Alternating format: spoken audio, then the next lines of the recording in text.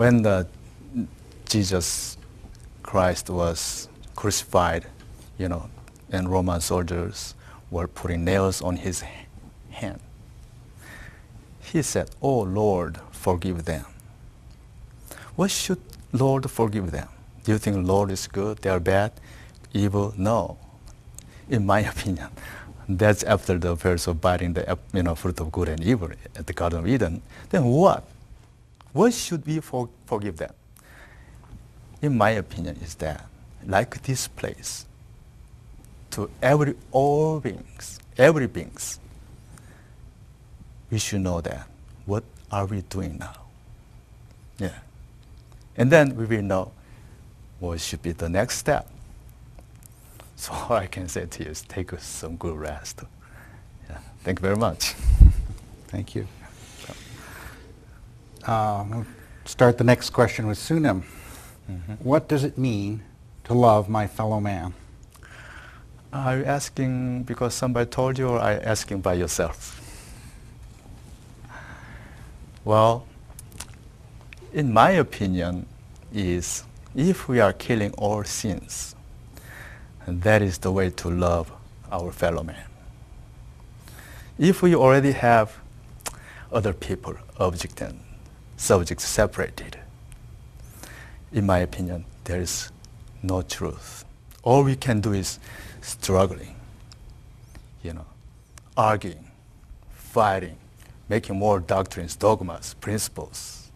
Okay, well, so when we release all kinds of attachment, dualistic attachment, now all beings, friends, neighbors are becoming one body, one mind.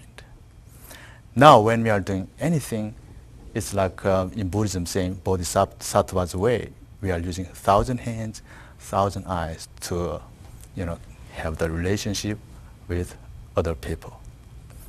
Thank you. Thank you. Father James, let me ask you the same question. What does it mean to love my fellow man? I think I'd answer by recalling what was one of the best-selling books of all time. M. Scott Peck's The Road Less Traveled. It was on the bestseller list for years. And I read that, and the piece I remember the most is when he, a psychiatrist, was talking about running a couples group. And he asked the husbands and wives in that group what it really meant to love their spouse. And he was amazed and in a way appalled by the answers, because it seemed that so many of them, indeed all of them, looked at the spouse as just someone to take care of them. And he said the genuine love is to want the good, the growth, the flourishing of the other person. And I think every religious tradition in the world teaches that in one way or the other. We speak of the golden rule. Do unto others as you would have them do unto you, or do not do unto anyone else what you would not want done unto you. If we could just keep that in mind, it would be such a terrific guidepost for the conduct of our lives, to really put the good of the other person before your own. That concludes the questions I have, but I would like to ask you, and we'll begin with Father James, if you had one thing that you would want the audience to take away from today, what would that one thing be? I think I would build on something I just said a minute ago. Jesus and the Buddha often taught by parables, and stories, I think, make a great impression on people. Now, there's a story from the early church, and we have no way of knowing if it's literally true, but it said that the Apostle John, when he was a very old man in Ephesus and could no longer even walk, would be carried into the church. And he could no longer preach his long sermons as he once did as a younger man. All he would say is, "My dear children, love one another." And I think that's the heart of the gospel. St. Paul says, love is the fulfillment of the law. I think to whatever extent we could just keep that in mind, and when we're dealing with anyone, recognize how would you want to be treated yourself, and let that be the guidepost for the way you deal with anyone else. And if you recognize that in some way you've injured another person or failed in that regard, then do what I think the 12-step program calls a ruthless personal inventory, and recognize your failings and do something positive to seek reconciliation. So important. And Sunim, can I ask you what you would like the audience to come away with today? Yeah, first of all, I really appreciate the Father James is here with us, and wonderful talking. I really feel that world peace and the real love from our God. Yeah. Actually, I can say one quotation from ancient master. One person, he visited a master Choju, and he asked, "I didn't bring anything today, master." Choju answered, "Put it down."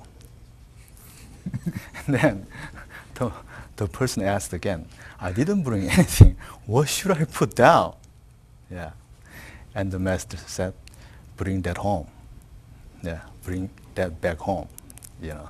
So through the many lives, through the reincarnations, we want to try hold on many things, intelligence and the wealth and so many other things.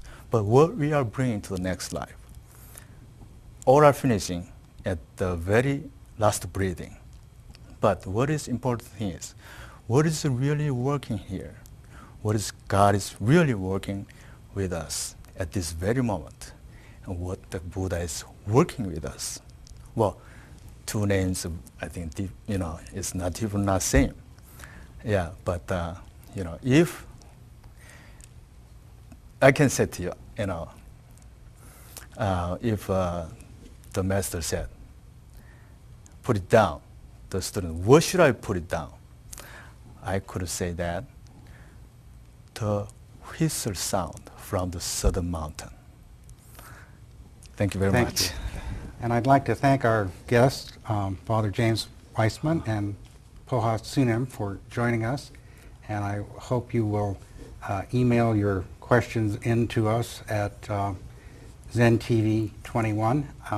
And we certainly look forward to having you tune in the future. Thanks very much. Thank you.